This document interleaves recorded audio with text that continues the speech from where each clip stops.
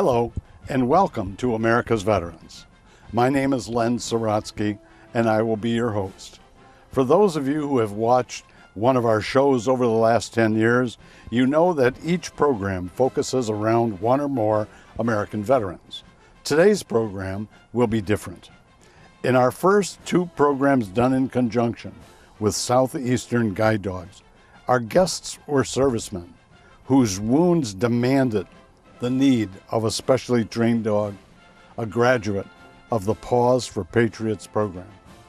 Today's guest is Jennifer Bement, a young woman who has a major responsibility in making dogs available to all those in need, veterans and non-veterans alike. So let's meet Jennifer right now.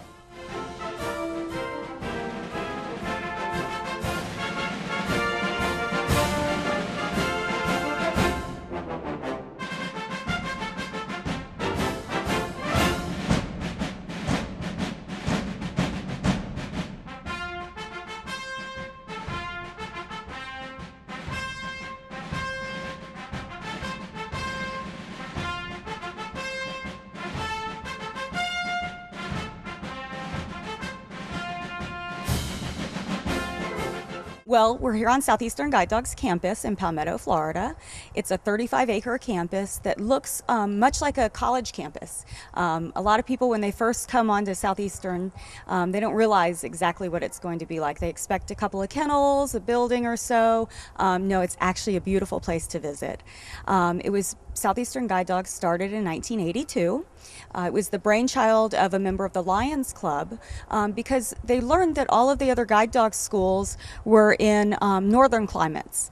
And, you know, if you bring a dog down from New York to work in heat like we deal with, the heat and humidity, it's hard on the dog. So if we breed, raise, and train the dogs here in the South, then they're used to our weather. So it's much easier for them to get their work done.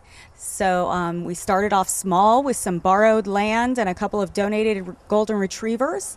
And since then, we've grown and grown. We've had over 2,800 matches of guide dogs with visually impaired people, which is simply amazing. It's such a wonderful organization. How many people work here? Over 100 people now. Our staff members. Our staff members. And we have over 500 core volunteers that help us on campus. We'll also talk, I think, a little bit later about puppy raisers. There are 250 of them out around the southeastern United States. Yeah. I'm just thinking of the general kind of stuff right now. We've got 35 acres of land. That's even more than I have for my house. Me too. Yeah. Me too. We have 3 kennels on the campus here. We have one kennel that's our canine assessment kennel, which is where the dogs kind of get used to kennel life again after they've been out being trained by puppy raisers. We have our training kennel, which it houses about 100 dogs, and it's a beautiful area that the dogs are throughout their formal harness training. And then we've got our breeding and puppy kennel, where all of our dogs are born here on campus, and that's also where the breeding dogs come in when their services are needed. And right now we're building the Margaret and Isaac Barpaul Veterinary Center, which is going to be a 5,500 square foot state-of-the-art facility for our vets to be able to care for our dogs here on campus, which we're super excited. We have 2 vets on staff, along with other medical staff to help out, nurses and an office manager. This is their job? This is their job. They're here. Yeah, what a great job. Right? Yeah, I know. That's what I'm just thinking. And, I don't know if this is the right time to bring this up, but so what? Southeast Guide Dogs also publishes all sorts of things. We do. We put out lots of information about what we do. Yeah. This happens to be the newsletter for Southeast Guide Dogs, the winter, which I know is available in the lobby, but I did this one on the internet, and you can go to the internet too, and you can learn all kinds of stuff about this facility, which is so fantastic. It's hard to talk about everything here, even in one sitting, I think. it's difficult. Well, we have 6 hours, right? Yeah, yeah. But I when I went through one of these things and I saw the board, the members of the board come from how many different places? Oh, they're from all over the southeastern United States. Right. And that's what I wanted you to say. It's not just Palmetto guys or Manatee County guys. It's ladies and gentlemen from Georgia. I saw. And Texas and North Carolina. And actually, we provide guide dogs all over the United States. Yeah. So we had someone in not long ago that was from Seattle. Yeah, so you can't get much further away from here than there. Yeah, and how many dogs do you have out right now? Out right now, we have about 400 active teams out working. Yeah, wow. It's a lot of work. It is. But it's very inexpensive, I know that. Oh yeah, it's only $60,000. Let's repeat that. $60,000. Right, to breed, raise, train, match, and provide lifetime follow-up care to the guide dog team. That's about what we've estimated it at. And you know what? These people don't pay anything for their guide dog or their training. Right. It's all based on the generosity of the community that we're able to do what we do. Yeah, but how important is it to have a dog?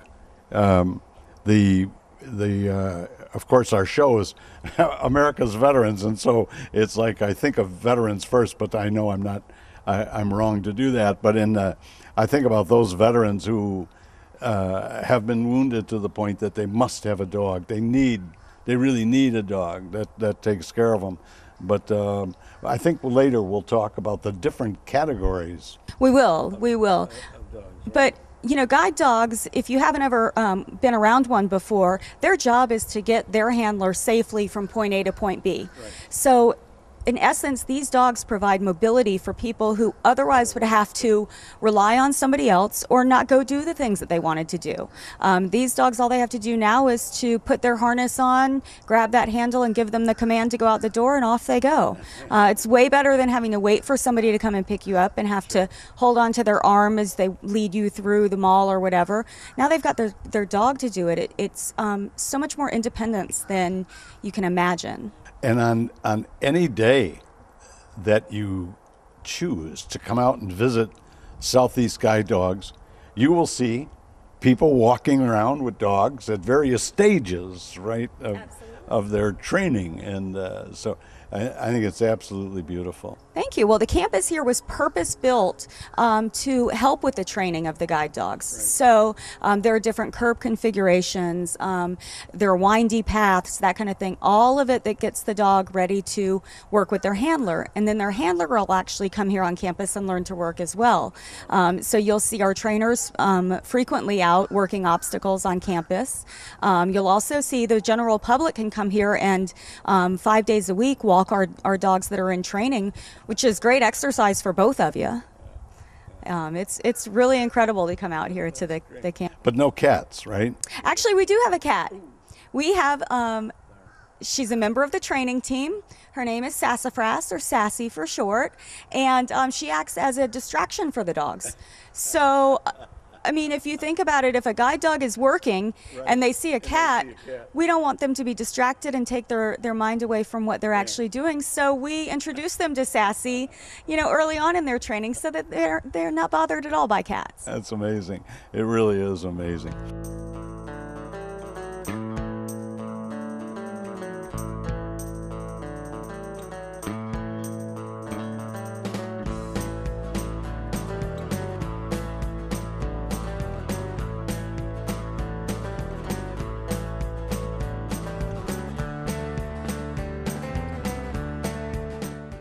Before we left home this morning, I asked my wife if she thought that you guys in the audience would rather look at this face or at my face.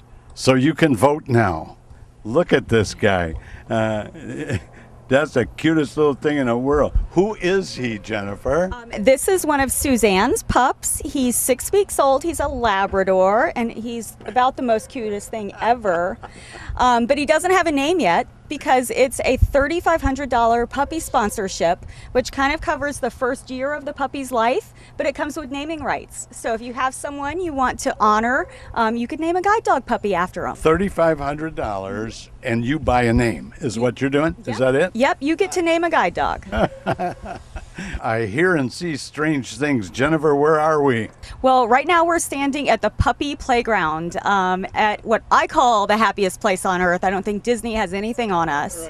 Right. We're down at the puppy and breeding kennel, and we have a great litter of puppies that are out with us right now. So it's a great time to talk about our dogs then, right? Well, absolutely, yeah. Okay. So we breed 3 different breeds of guide dogs. We breed Labrador Retrievers, Golden Retrievers, and a mix of the two called a Goldador. And you kind of get the best of both worlds with the Goldador because you get the sensitivity of the Golden along with the work ethic of the Lab, so you end up with a great working dog. So all of our dogs are bred here on campus. We have a breeding colony of about 60 dogs right now, which help us to provide the puppies that we need to get through the program. So if somebody has a real nice dog that they want to give you as a guide dog, that's not in the program? No, we've been perfecting exactly the right characteristics of the perfect guide dog over the past 30 years. So we breed for very specific things. Right. We breed for intelligence, for health, obviously, and for trainability. So we've really been perfecting our bloodlines over the last 30 years. So it's not that we wouldn't love to have a dog from somebody else, but you know what? Their training starts right as soon as they're born, too. Right. So if you give us a dog that's a little bit older, it's already missed out on such important training. We also have what we call early puppy socialization. So you might notice that there are mats out here with different surfaces on them to get them used to walking over different things, like through gravel or in the sand or, over bark, that sort of thing. Again, getting them used to their environment so that they're confident dogs. Now, you said you had a breeding group of about 60 dogs, am I right?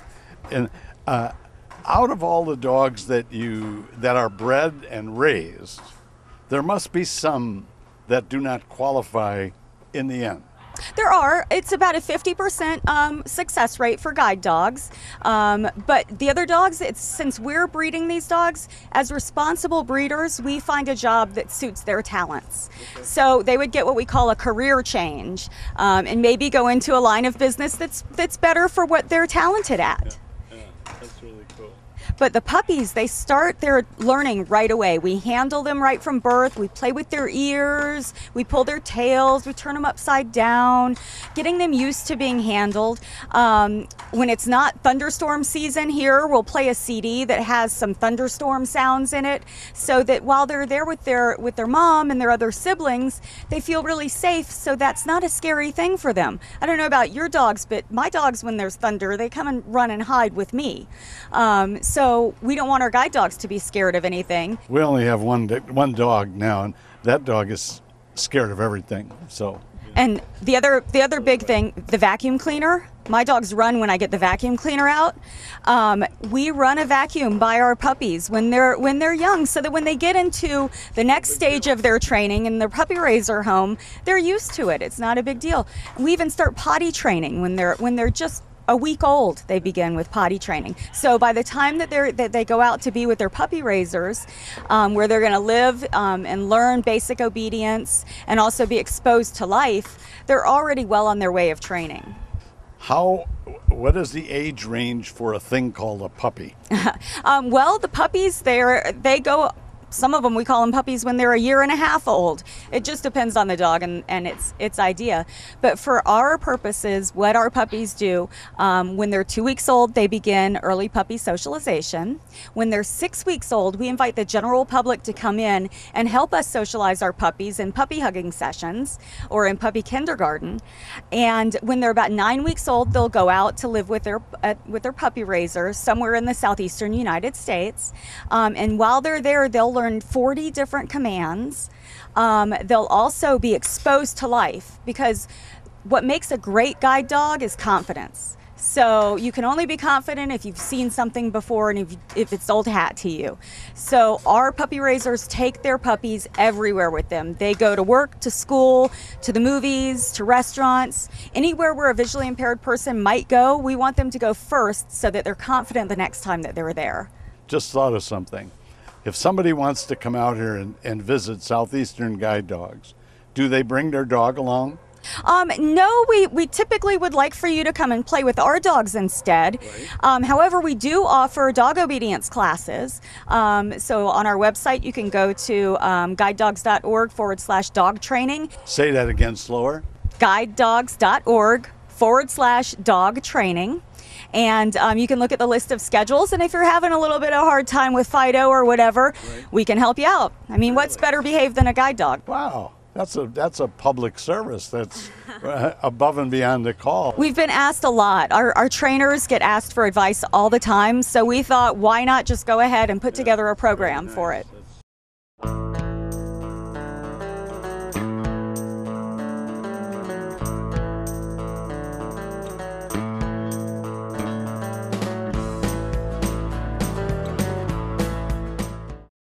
Jennifer, it looks like we're not outside anymore. No, we're not. We came in. This is our puppy hugging area, which really, who doesn't want to hug a puppy? Yeah. We're the only guide dog school, though, that invites the general public in to help us socialize our puppies. So 5 days a week, people can come here, sit down on the floor here in the puppy hugging room, and get our dogs used to all those different sights and smells and sounds and the way different people move. It's a great experience for the people that come to visit, but it's great for our puppies. Do they now? One of our viewers who's seeing this, must they call in advance to be a hugger? Nope, they don't need to call. They don't need to call ahead of time. They can just show up every day except Sunday and Thursday from 9 to 11.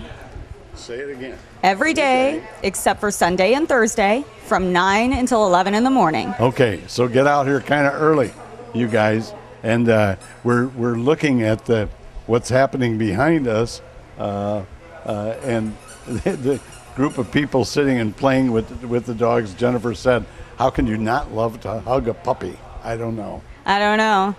It's a great part of my job, that's for sure.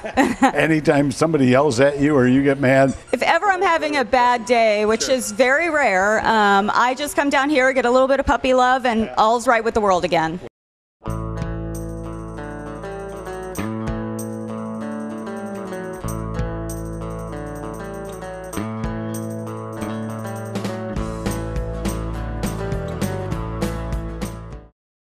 Well, we're back outside, and this time I want you to meet Judy Borden-Yon.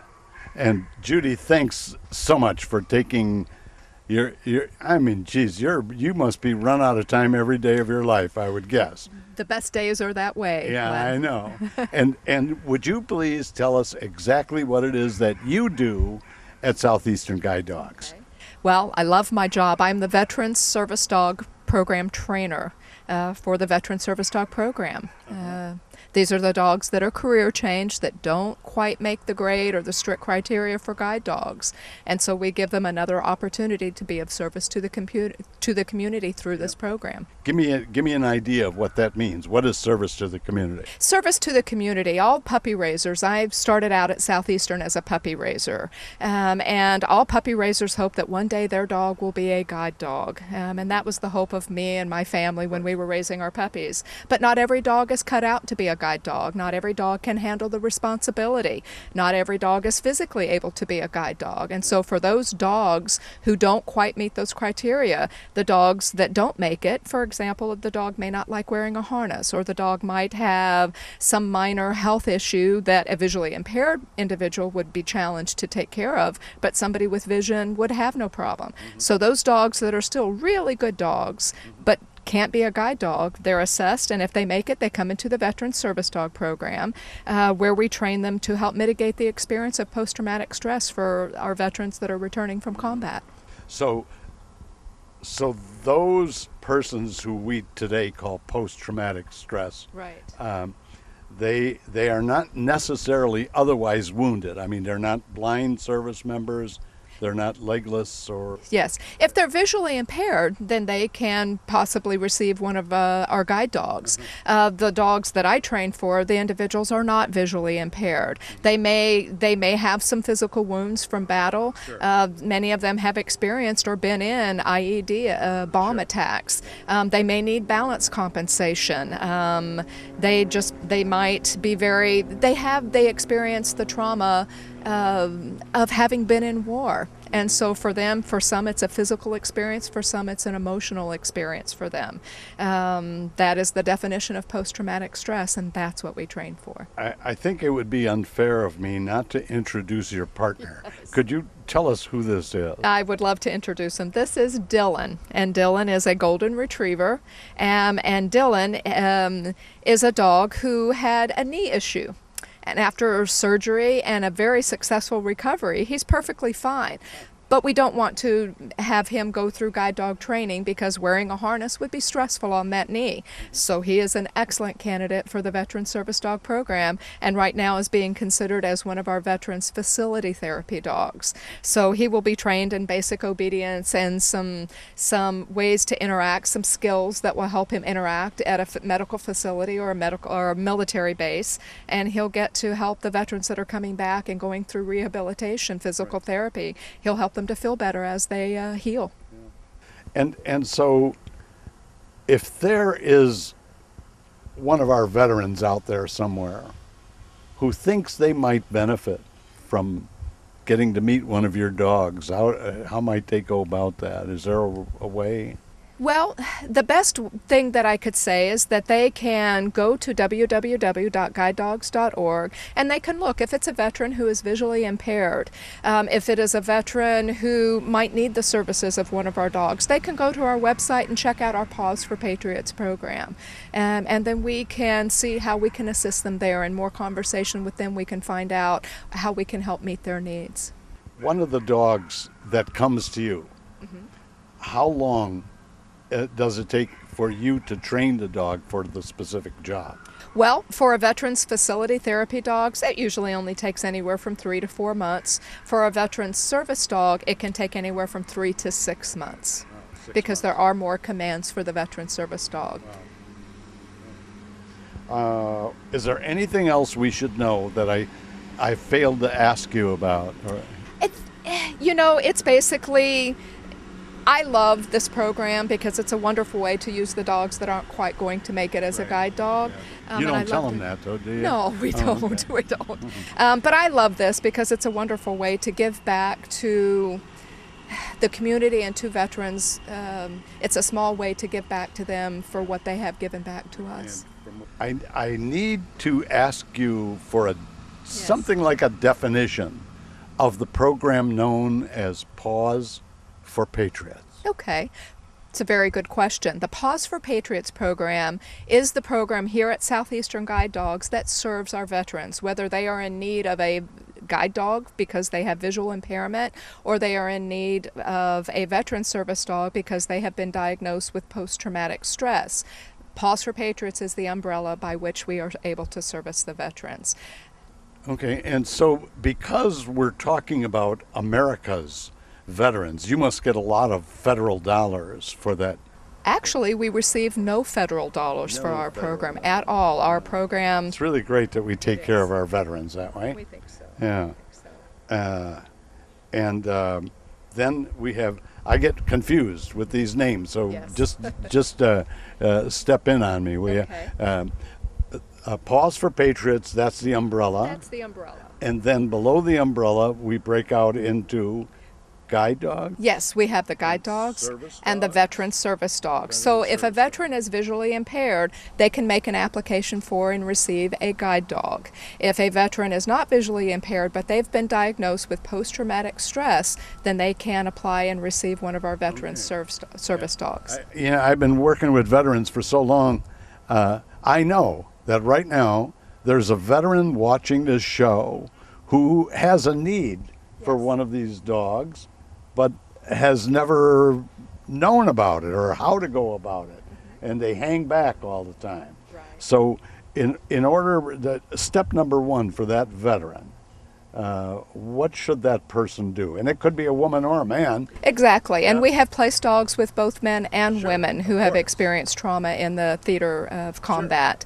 The first thing that they would do is they could go to our website, www.guidedogs.org, and they can go to our Paws for Patriots link, and that would direct them exactly where they can go to receive some assistance. Okay. If you want to help a serviceman or a woman in need of one of these dogs, please consider making a contribution to the Paws for Patriots program right here at Southeast Guide Dog. And Len, I wanted to tell you too, a lot of people are going, okay, well, I know what a guide dog does, but they may not know what the veteran service dogs do.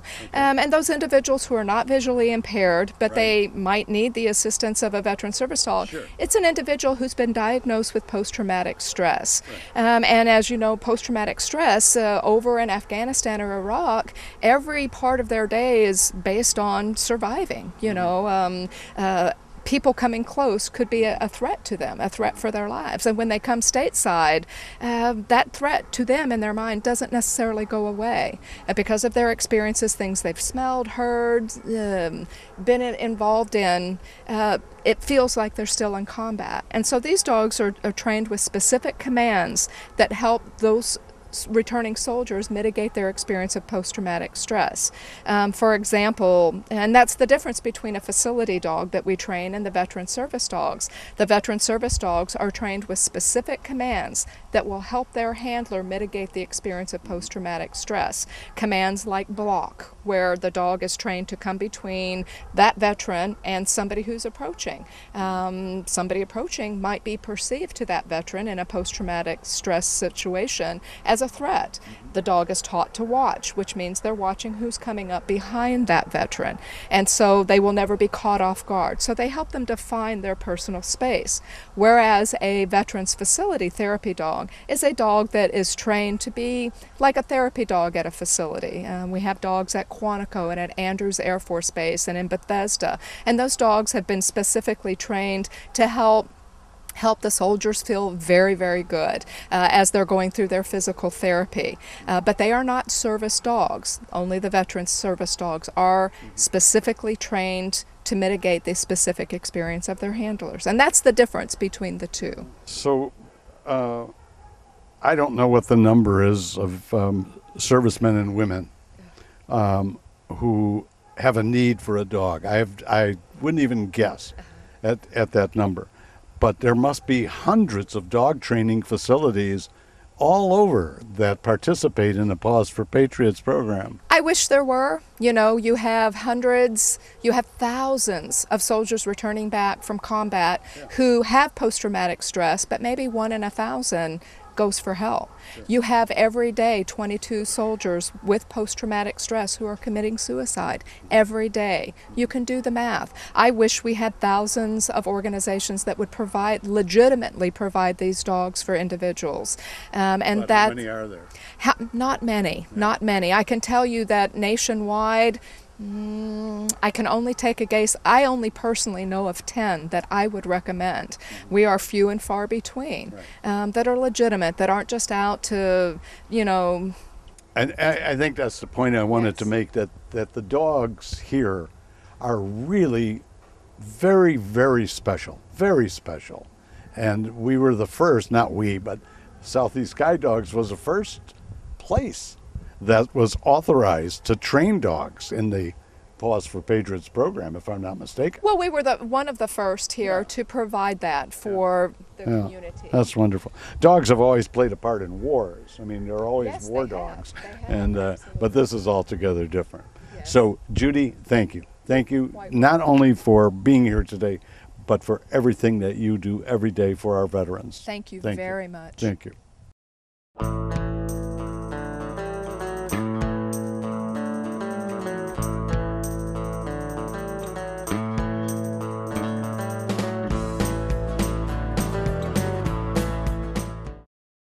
Jennifer, we're not outside anymore, No, we're not. and we're not with the puppies anymore. No, we're not there either. Where are we? We're in one of our dorm rooms.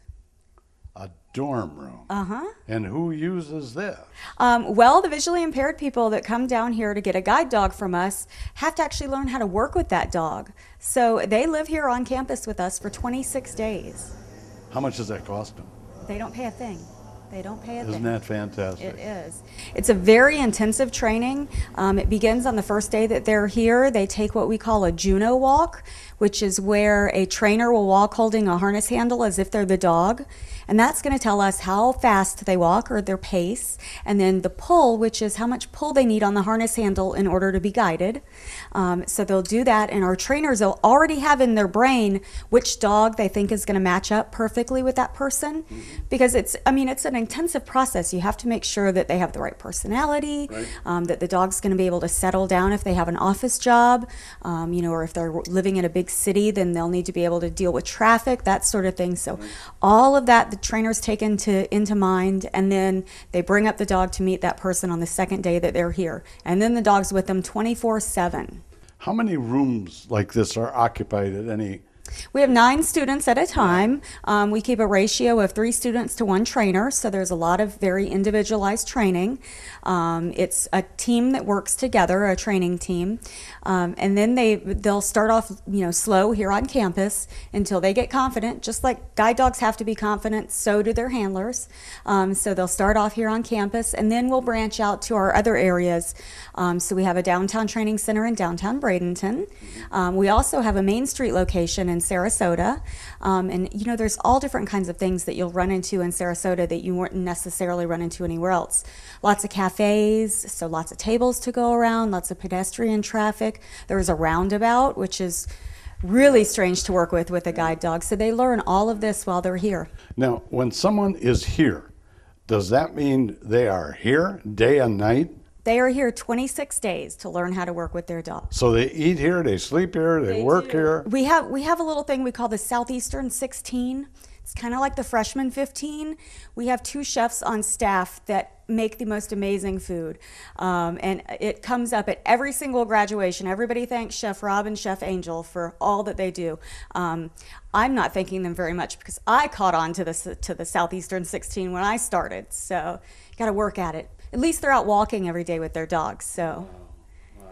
So anybody, is this correct? Anyone who gets a dog must also go through their own training right here on campus with the dog. There are some times that we will do it a different way.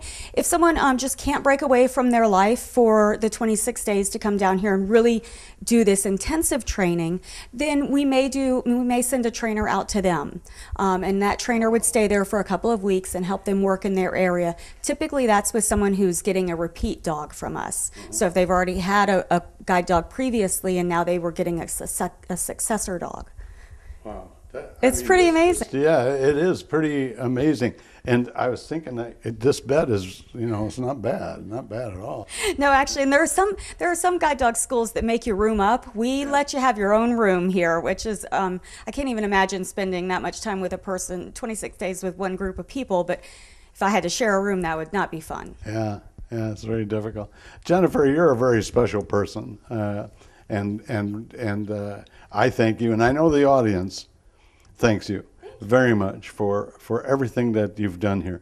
But I do have a big question to ask you. How many different ways are there for people to support you? There are many, many ways. Obviously, you can donate to our cause. You can go to guidedogs.org and donate there. You can come volunteer for us. You could be a puppy raiser if you're in the southeastern United States. You could be a breeder host if you're within an hour of the school. You could come and volunteer here on campus. You could have a fundraiser that raises funds for us, a car wash, a dining in the dark event, or something like. There are numerous ways. There are also a lot of opportunities here on campus to make your mark. We have bricks in our Freedom Courtyard and in our Veteran Courtyard that you can get inscribed in honor of someone. We mentioned the puppy naming sponsorship so that you can honor someone by naming a guide dog puppy after them. Lots of different ways to help. But I mean, even if you don't do anything other than go onto our Facebook page and tell your friends about us, that's even good. Yeah. Anytime that you can get the word out about guide dogs and what we do here at Southeastern, it's great for us. Is there another event in May or something? We are having open house here in May. Oh, that's it. Yep, I believe it's May the 19th. That's Saturday. And you can come here 9 to noon. You get a guided tour of the campus. You can interact with some of our trainers and some of the dogs and some of the puppies and hear some stories from our graduates and really get a feel for what Southeastern is all about. If you haven't learned enough from this show. Yeah, I know. That's really, it's fantastic. I'm impressed. I don't get impressed very much, but I'm impressed. I'm impressed. Thanks. Thank you. Thank you.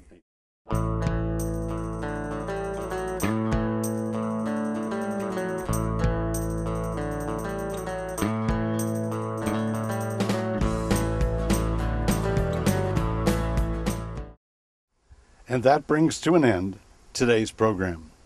We thank our very special guest, Jennifer Piment, for providing us with a wonderful tour of Southeastern Guide Dogs campus. Thanks also to METV and their staff for recording this event. And most of all, thanks to each and every viewer for taking time out of your life to watch our program. There's so much that could be said about the Southeastern Guide Dogs, the facility, the volunteers, and the beautiful dogs and their fantastic service. But for now, I will ask you to remember just two things. First, make a donation to support this effort. There is a constant need for service dogs and guide dogs and otherwise specially trained dogs, and the cost for training is enormous. We truly need your help. Second, visit the Southeastern Guide Dogs campus. Once you see this beautiful campus and the many puppies and dogs, you will fall in love for the first time all over again. God bless you, and God bless America.